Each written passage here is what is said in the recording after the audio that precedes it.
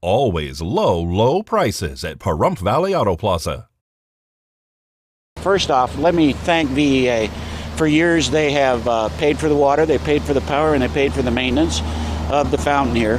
It came to a point where they wanted to give us a brand new fountain with lights, and that came to the board a few times. The board pushed back, and VEA finally decided we could take it back over. So Tim Sutton had the buildings and grounds crew, who I want to give a shout out to too. They've done a great job. Repair the pump. They scrubbed down the rocks. They repainted the bottom of the fountain, and it's still a work in progress. We're making sure everything's going to work right, but it is on for now, and hopefully it'll work and continue to work.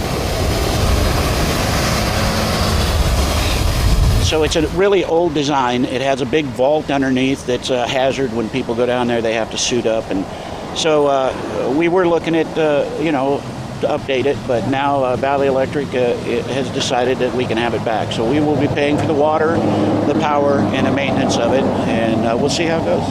Valley Electric came to the board and said, we would like to have a modern, updated fountain that can have lighting at night, and they were going to continue to pay for this and have something a little more modern, a little more high-tech, but the board decided not to? They came to us at least 3 times, and all 3 times there weren't 3 votes to tell them go ahead and do what you like, because they were footing the bill.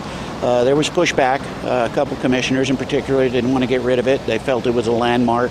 I think remembering preferred equities is something I'd rather forget, but the board never made a formal decision, so VEA made it for us. After about the 3rd, maybe 4th time, they came and offered us to update the whole thing. We don't know how much this costs to run this fountain right now at this point, but it is an older fountain, and it needs regular maintenance on the cleaning on these rocks because of the fact that it collects mold and stuff, right? Yeah, it collects a lot of things. They cleaned it, vacuumed it out yesterday. There's dirt in the bottom of it already. Some of that's the lichens that were growing on the rocks. They power washed those off, but they're already coming back. There are issues. It's run for years. It'll probably run again for a while, but with the junipers around here, it's helped crack the foundation. It sank a little bit on the far side.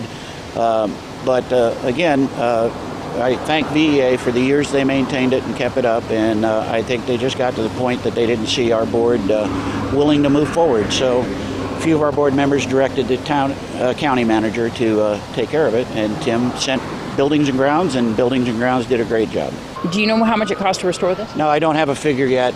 Basically, the man hours that it took has been quite a few already. They had to replace the pump. So I don't have that figure, but I'm going to be asking for that in a board meeting before the end of the year so we can see what those costs were. Is it going to run 24 hours? Not sure. It does have a wind sensor up there. It had one before. It didn't always work, so it should shut off when it gets too windy so we don't get ice on the road.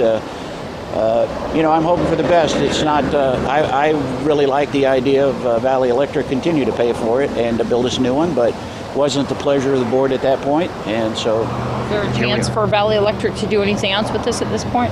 I do not think they want to come back for a 5th time. So they sent us a letter and said we can take it over, and that's what we're doing.